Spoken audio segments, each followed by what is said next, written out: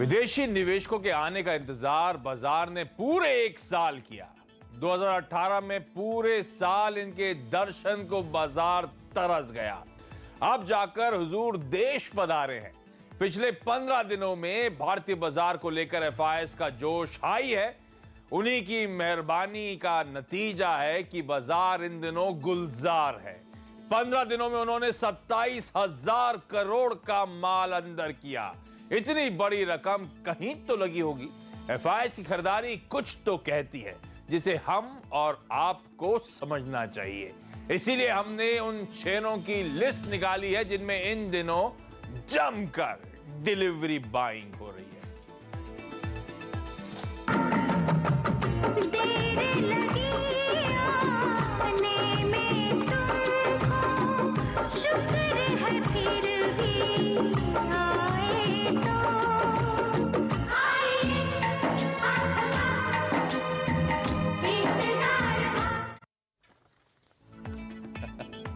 एकदम एप्ट गाना है। पूरे साल 2018 इनका हमने इंतजार करा था। अब बड़ी देर से है लेकिन दुरुस्त है। ऐसा मैं क्यों कह रहा हूं, कुछ ग्राफिक्स आप लोग की स्क्रीन पर आएंगे।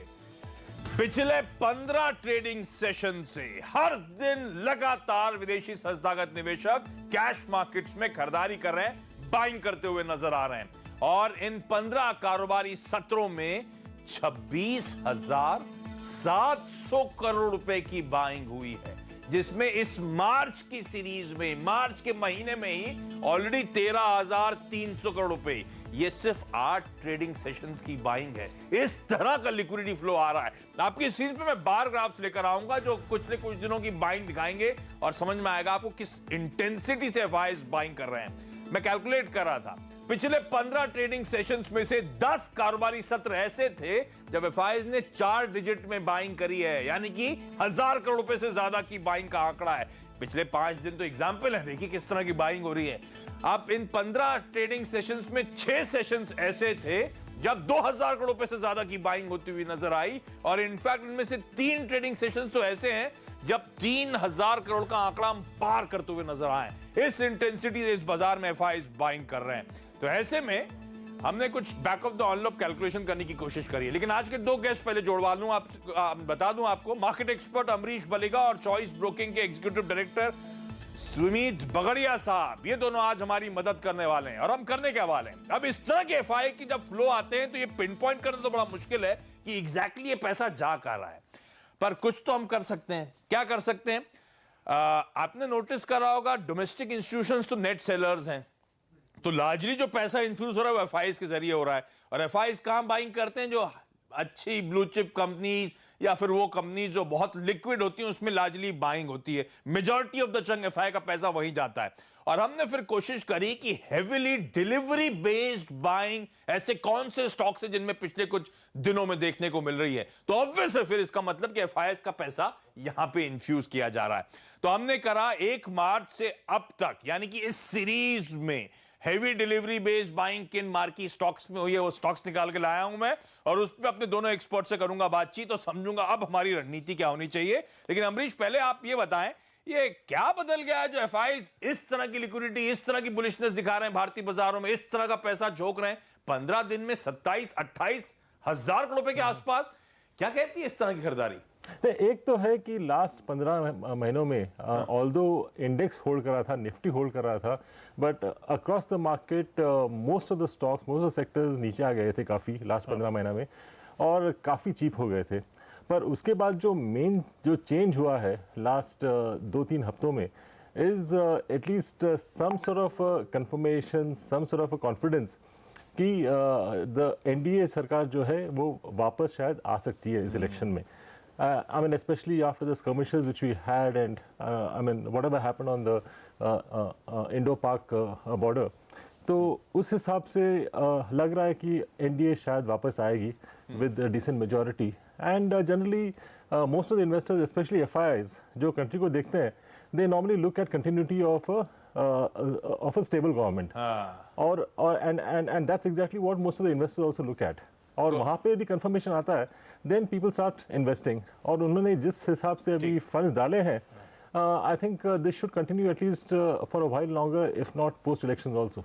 हाँ, तो एफआईएस कुछ भाप रहे हैं मई के इलेक्शंस का वर्डिक्ट क्या होने वाला है। 23 मई को वो डी डे होगा जब हमारे मन की बात सबको सुनाई देने वाली है, तो उससे पहले बाइंग देखने को मिल रही है। अच्छा सुमित, डीआईएस तो बेच रहे हैं, आप तो खरीद रहे हैं ना? गुड आफ्टरनून आशीष। सबसे पहले तो गाना तो बहुत ही जोरदार लगाया आपने, एक बार के लिए तो पूरा फिल्मी माहौल छा गया था। पहले लग रहा था कि सुनाए कि नहीं सुनाए, बहुत डेटेड गाना है, लेकिन बड़ा एप्ट था आज की सिचुएशन में, इसलिए सुनाना जरूरी था। खरीदारी कर रहे हैं क्या आप लोग? बिल्कुल सिचुएशन के साथ एकदम मैच किया है और बिल्कुल खरीदारी कर रहे हैं। हमें ऐसा लगता है कि निफ्टी, बैंक निफ्टी जिस तरह से मूव कर रहा है, यहाँ से और अच्छी तेजी आने वाली है। इस तेजी को देख के बहुत से लोग ऐसे सोच रहे हैं कि बहुत बड़ी तेजी आ गई है, बल्कि ऐसा कुछ भी नहीं है। पिछले एक साल में इंडेक्स बहुत छोटे से दायरे में, बहुत छोटे से रेंज में घूमा है, उस रेंज का ब्रेकआउट आया है और ब्रेकआउट आने के बाद मुश्किल से निफ्टी में 300-400 पॉइंट का मूव आया है। तो ये कुछ भी नहीं है। एक साल का जो 1000 पॉइंट का मूव था, वो कंसोलिडेशन का जो ब्रेकआउट है, उसका सिर्फ 300-400 मूव का पॉइंट का अगर मूव आएगा और उसको अगर हम बहुत समझेंगे, तो इसके आगे की जो बड़ी रैली आने वाली है वो सबके हाथ से छूट जाएगी। हमें ऐसा लगता है कि कोई भी डिप मिलता है तो निफ्टी, बैंक निफ्टी में खरीदारी करनी है। वॉलेटिलिटी जरूर रहेगी, बट रहना बाय में ही है। यहाँ से बहुत जल्दी हमको लाइफ टाइम हाई लेवल देखने को मिलेंगे निफ्टी के अंदर। 12,000 तक के टारगेट्स हमको लगते हैं निफ्टी में बहुत जल्दी आएंगे। अरे वाह, 12,000 तक के टारगेट्स निफ्टी में जल्द आते हुए नजर आएंगे, तो ध्यान रखें, इसको मिस आउट ना करें। 2014 में भी इलेक्शन से पहले सिमिलर बाइंग के मूव्स एफआईएस की तरफ से आए थे और फिर इवेंचुअली मार्केट्स के मूव ने सबको सरप्राइज करा था। इस बात का ध्यान रखना है हमें। अच्छा, हमने वीरेंद्र ने मदद करी थी मेरी इस डेटा को कोलेट करने में, तो हमने क्या करा, 200 जो मोस्ट लिक्विड स्टॉक्स हैं उनमें कहां पे डिलीवरी बेस्ड बाइंग हो रही है, उन स्टॉक को छाटा है। एक एक करके वो स्टॉक्स आप लोग की स्क्रीन पर आएंगे, उन पे करते हैं बातचीत की शुरुआत। अब 1 मार्च से इस सीरीज की शुरुआत हुई, तो कह लीजिए इस सीरीज में अब तक कोल इंडिया और हिंडाल्को 2 स्टॉक्स हैं जहां पे तगड़ी डिलीवरी मार्क होती हुई नजर आई। 4 करोड़ 40 लाख शेयर्स कोल इंडिया के पिछले 8 ट्रेडिंग सेशंस में डिलीवरी मार्क हुई। हिंडाल्को के 2 करोड़ 40 लाख शेयर्स में डिलीवरी मार्क होती हुई नजर आई है। ऐसे में सुमित, इन दोनों स्टॉक्स पे रणनीति क्या होगी, क्या करने वाले हैं? ये मोमेंटम, अच्छा कोल इंडिया तो बायबैक प्राइस के ऊपर आता हुआ नजर आया, इस तरह की बाइंग हुई है। इन दोनों स्टॉक्स में कॉल क्या होगा सर? देखिए आशीष, सबसे पहले कोल इंडिया की बात करते हैं। कोल इंडिया कंटिन्यूसली दबाव में है। पिछले एक साल के अंदर हमने स्टॉक में सिर्फ और सिर्फ दबाव देखा है, लेकिन लास्ट 15-20 दिनों से स्टॉक के अंदर कुछ ना कुछ उल्टा हो रहा है, जिससे ये तेजी के ट्रेंड में कन्वर्ट होने की कोशिश कर रहा है। स्टॉक का इमीडिएट रेजिस्टेंस जो है वो करीब 250-55 के आसपास है। एक बार स्टॉक अगर ये लेवल कन्विंसिंगली ब्रेक कर देगा तो इसका बेस कंफर्म हो जाएगा और फिर ये लॉन्गर टर्म टाइम होराइजन में 280 से 300 के लेवल्स दिखा सकता है। सीएमबी पे जो इसमें ट्रेड लेना है वो बाय साइड का लेना है। 240 के आसपास इसमें बाय का ट्रेड ले। ट्रेडिंग के लिहाज से 233 का स्टॉप लॉस और ऊपर में 248, 250 के इमीडिएट टारगेट होंगे। दूसरी तरफ हिंडाल्को, ये स्टॉक में ही पिछले कई महीनों से गिरावट दिखा रहा है। अब लोअर लेवल से मेटल स्टॉक में थोड़ी थोड़ी तेजी देखने को मिल रही है। हिंडाल्को में कन्विंसिंग मूव हमको देखने को मिलेगा जब स्टॉक एक बार ऊपर में 215 के ऊपर क्लोजिंग दे देगा। 215, 220 के आसपास इसका 200 डीएमए लेवल्स भी है, वो भी टूट जाएंगे तो कन्विक्शन बढ़ जाएगा। फिलहाल इसको भी ट्रेडिंग कॉल के लिहाज से ले 200 के आसपास स्टॉक में बाइंग करें। 196 196 का स्टॉप लॉस लगाएं।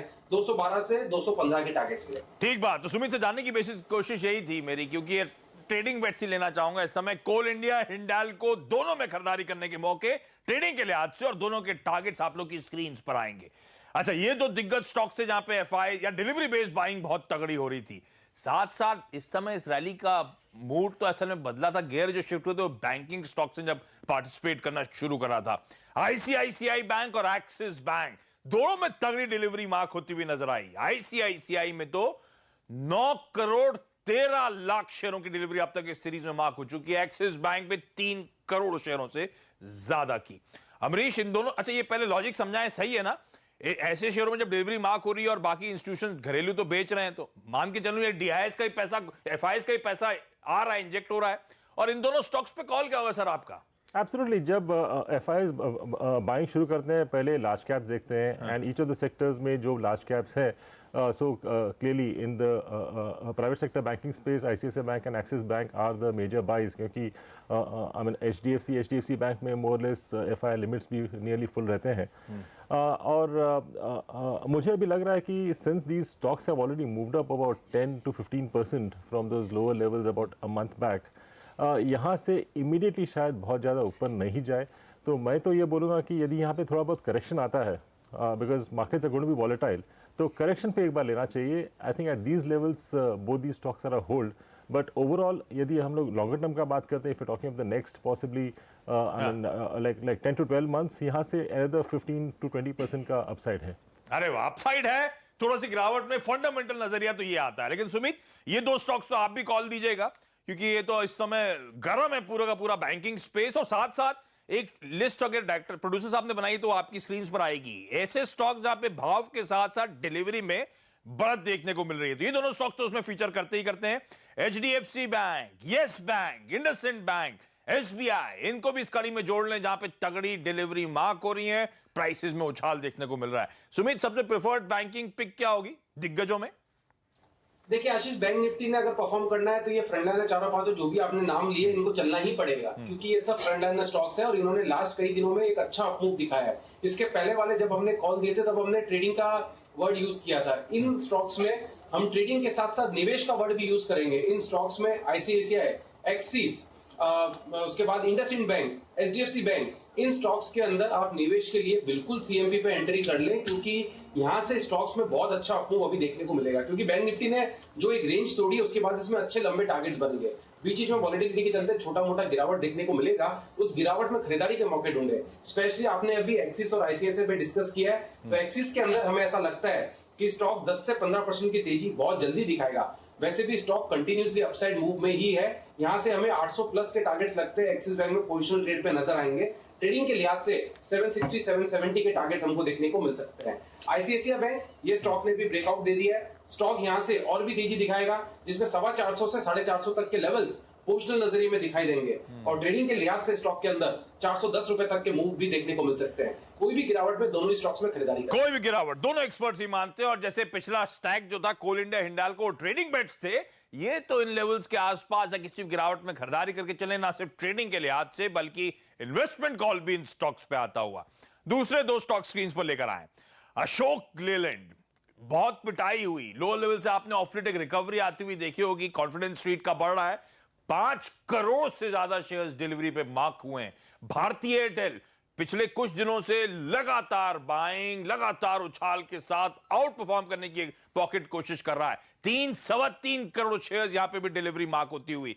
क्विकली अमरीश, इन दोनों स्टॉक्स पे कॉल दें, कुछ खरीदेंगे आप क्या? अशोक लेलैंड तो श्योरली लूंगा मैं, क्योंकि पहले भी जब नीचे आ रहा था करीब 100-110 में भी मैंने कॉल दिया था, 80 में भी कॉल दिया है. I think clearly HCV cycle तो क्लियरली टर्न हो चुका है. Although we may see 2-3 months of slightly lower numbers, पर आगे जाके मुझे लगता है कि over the next 2 to 3 quarters will again see extremely good offtake of HCVs and LCVs, क्योंकि जिस हिसाब से इकोनॉमी ग्रो कर रही है, specially on the infra side, demand तो श्योरली बढ़ने वाला है. And my target basically in Ashok Leyland would be closer to about 160-170 again. तो इस लेवल पे तो श्योरली लेना चाहिए. और दूसरा जो स्टॉक है भारतीय एयरटेल, यहाँ पे भी मैंने बाई कॉल पहले भी दिया था. Even now I would say any sort of a correction, क्योंकि 300 से आया ऊपर, तो in case we see levels of again about 325-330, उस लेवल पे तो श्योरली लेना चाहिए. बिकॉज यहाँ पे जो कंसोलिडेशन होना था टेलीकॉम स्पेस में, वो तो हो चुका है. It's basically now these 3 major players. और आगे जाके हम लोग देखेंगे कि slowly the tariffs will slowly start moving up. वो तो होगा. सिर्फ भारतीय पे दाव लगा रहे हैं सर कि वोडाफोन आइडिया पे भी हिम्मत करूं, या अभी वो थोड़ा risky? No, I would say the first stock should be Bharti Airtel, और उसके बाद if you can take slightly more risk then Vodafone Idea. ठीक बात. अच्छा, इन स्टॉक्स पे मैंने सुमित के भी कॉल मंगाए थे, तो आप लोग स्क्रीन पे दिखा दें, क्योंकि मैं आगे बढ़ना चाहूंगा और सुमित से अगले स्टैक पे मैं बातचीत करूंगा. और वो आपने कुछ फाइनेंशियल्स में भी ऑफ लेट, ना सिर्फ बैंक्स, एनबीएफसीज वगैरह में भी वापस उछाल आता हुआ देखा है. कुछ इंटरेस्टिंग स्टॉक्स आपकी स्क्रीन पर आएंगे. अभी कहना बड़ा मुश्किल है कि एफआईएस की इस तरह की बाइंग इन स्टॉक्स पे हो रही है. लाइकली है कुछ स्टॉक्स में तो ऐसा हो सकता है. अच्छा, वो स्टॉक्स है डीएचएफएल. ऑलमोस्ट 4.25 करोड़ शेयर्स की अब तक मार्च सीरीज में डिलीवरी मार्क हो चुकी है. India bulls housing 1 crore, Equitas 1 crore, इसमें भी आप देखेंगे डिलीवरी ऑलरेडी मार्क. लेकिन डीएचएफएल में तो गजब हो रहा है. ऐसे में क्या वाकई खरीदारी करनी चाहिए इन स्टॉक्स में? इनमें से कौन से स्टॉक पे दाव लगाएं? सुमित, कोई स्टॉक आपके रडार पर, या इन तीनों पे कॉल क्या है, क्विकली बताएं.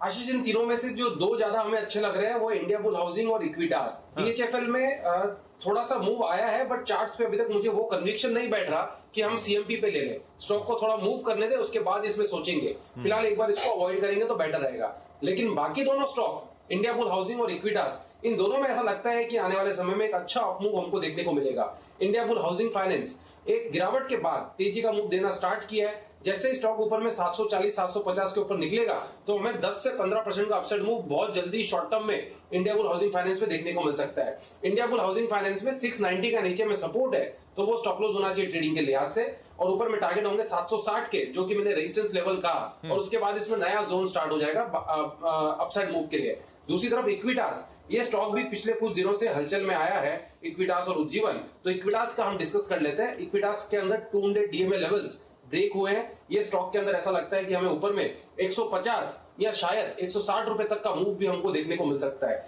इक्विटास में अगर प्रेजेंट लेवल से कोई भी छोटी सी गिरावट मिलती है तो खरीदारी करनी है। अमरीश, डीएचएफएल आप के भी रडार पे नहीं है क्या? और दूसरा Indiabulls Housing? No, in fact दोनों पे मैंने पहले भी सेल दिया था। Even now I would be cut cautious on Indiabulls and DHFL. तो एनीवे मैं बोलूंगा यदि और उछाल देखते हैं then possibly people are stuck should in fact look at booking out, क्योंकि जो भी एफआईआई ले रही है I don't think one should blindly buy those, क्योंकि यहाँ भी ये भी देखना पड़ेगा कि the quality of the FII buying. तो यहाँ पे मुझे अभी नाम पता नहीं किस एफआईआई ने बाय किया है, but I think that is also very important because it could be I mean I would just assume that there is a possibility of round tripping also happening.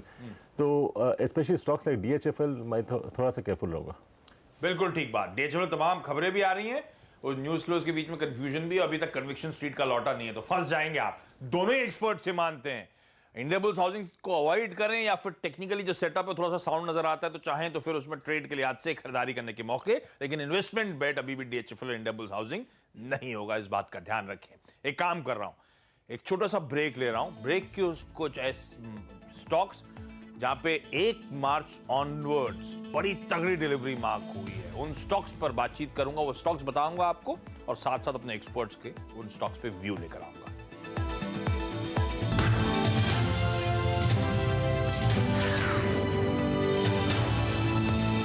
Foreign affairs, अब नाम से basically idea यह था कि विदेशी संस्थागत निवेशक यानी कि एफआई जो लगातार पिछले 15 दिनों से गजब की बाइंग भारतीय बाजारों में कर रहे हैं, कहां पे डिलीवरी मार्क हो रही है, वो कौन से 200 लिक्विड स्टॉक्स हैं टॉप, उनमें से सबसे अग्रेसिव डिलीवरी कहां जा रही है। तो लाइकली है कि एफआई शायद उन स्टॉक्स पे बुलिश हो रहे हैं, तो उन पे कॉल लेने का मन।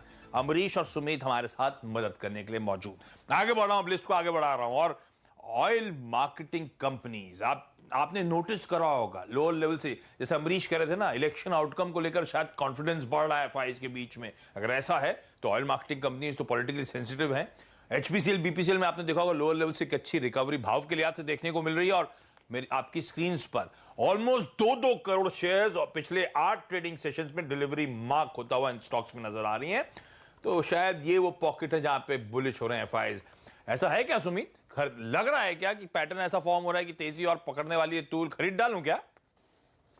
बिल्कुल खरीद लेना चाहिए। इन स्टॉक्स में ट्रेंड चेंज हो रहा है। हमें ऐसा लगता है कि एचपीसीएल बीपीसीएल दोनों ही स्टॉक्स में, इनफैक्ट आईओसी भी, तीनों ही अच्छे लग रहे हैं, बट आपने दो का नाम लिया तो हम दो ना, मैंने इसीलिए, क्योंकि कंपैरिजन में आईओसी में उतनी डिलीवरी मार्क नहीं होती सर, इसीलिए इन दोनों को सिंगल आउट कर दें तो उसको भी दिखा था। Right, perfectly. इसके लिए हम इन दो की ही पहले बात करते हैं। दोनों ने 200 डीएमए लेवल्स बहुत समय के बाद ब्रेक किया है, तो दोनों के ट्रेंड के अंदर रिवर्सल देखने को मिल रहा है, और दोनों ने बेस फॉर्म कर लिया है, और लोअर लेवल से, सही कहा आपने, बहुत अच्छी डिलीवरीज मार्क हो रही है। अभी भी ऐसा लगता है कि इन स्टॉक्स में कुछ भी तेजी नहीं आई है, जो गिरावट हमको देखने को मिली है। लोअर लेवल से जो हमको रिकवरी देखने को मिली है, वैसी के वैसी मूव हमको आने वाले कुछ महीनों के अंदर इन स्टॉक्स में देखने को मिलेगी। कोई भी गिरावट मिलती है तो एचपीसीएल बीपीसीएल दोनों में लॉन्ग टर्म के लिहाज से निवेश करें, शॉर्ट टर्म ट्रेडिंग के लिहाज से भी बिल्कुल ट्रेड लिया जा सकता है, जिसके अंदर इमीडिएट टारगेट्स बनेंगे 280 के एचपीसीएल के अंदर और बीपीसीएल के अंदर 415 के। ये मैंने ट्रेडिंग के लिहाज से टारगेट दिए हैं। पोजिशनल टारगेट्स और भी बड़े होंगे दोनों स्टॉक्स के अंदर। दोनों स्टॉक्स तो सुमित बार-बार कह रहे हैं, लेकिन आईओसी भी उन्होंने दबे जवान से कहा था। तीनों ऑयल मार्केटिंग कंपनीज बेहतर लग रही है। हमारी लिस्ट में सिर्फ इसलिए नहीं था कि बहुत एग्रेसिवली वहां पे डिलीवरीज मार्क नहीं हुई थी, लेकिन तीनों ऑयल मार्केटिंग कंपनीज में आप चाहें तो खरीदारी कर सकते हैं। एचपीसीएल बीपीसीएल के लक्ष्य आप लोग की स्क्रीन पर। अमरीश, जाते जाते सरकारी बैंक्स, अच्छा, वो तो लग रहा था कि रेजोल्यूशन आ गया है, एसआर स्टील जैसा बड़ा दिक्कत वाला रेजोल्यूशन सामने आया, 42,000 करोड़ रुपए ArcelorMittal से आएंगे, शायद इसीलिए बाइंग हो रही होगी। लेकिन ये लगातार एक्यूमुलेशन चल रहा है एफआईज का, या फिर किसी का भी डिलीवरी जो मार्क हो रही है उसको देख के तो लगता है। इलाहाबाद बैंक 1 करोड़ शेयर से ज्यादा, bank of Baroda 2.5 crore share से ज्यादा, आईडीबीआई बैंक में 2.5 करोड़, फेडरल बैंक में 2.5 करोड़। तो ये मिड कैप बैंक कह लीजिए, प्राइवेट और पब्लिक, बहुत तगड़ा डिलीवरी मार्क हो रही है। ऐसे में कोई सरकारी बैंक या कोई मिड कैप प्राइवेट बैंक आपके रडार पे सर? नहीं, इनफैक्ट दो चीज़ मैंने बताई थी लास्ट करीब 3 से 6 महीने में। एक था कि 2019 would be the year for PSU banks, और दूसरा था शुगर तो काफ़ी चल चुका है। आई थिंक पीएसयू बैंक्स अभी शुरू है चलने के लिए, एंड आई थिंक 2019 जिस हिसाब से जस्ट शुरू हुआ है, I think we still have in the 10 months. तो मुझे लगता है कि PSU banks should move up much more from here, क्योंकि जिस हिसाब से पीटे थे 2018 में, I think even if they recover 50% of that, it will be a big gain. तो मेरे जो पिक्स हैं यहाँ पे bank of Baroda, oriental bank of commerce, Punjab national bank और एसबीआई। हाँ, तो सरकारी बैंक रडार पे रखें। शुगर ने वो थीम प्ले आउट होती हुई नजर आई, लेकिन अब तो सरकारी बैंक से चलने की बारी, ऑल मार्केटिंग कंपनीज चलने की बारी। टेक्निकली और इन्वेस्टमेंट पर्सपेक्टिव से भी, लंबी अवधि के लिहाज से भी ये स्टॉक बहुत अट्रैक्टिव। चलिए, हमारी ये कोशिश थी ये जानने की कि एफआईआईज का इतना सॉलिड जो लिक्विडिटी गश आ रहा है इंडियन इक्विटी मार्केट में, पैसा दरअसल प्रोबेबली किन स्टॉक्स में जा रहा है। और हमारे एक्सपर्ट्स के ओपिनियन तो आपने सुनी। अमरीश और सुमित, आप दोनों का धन्यवाद वक्त निकालने के लिए, मदद करने के लिए, और आप सबका इस खास पेशकश को देखने के लिए। नमस्कार।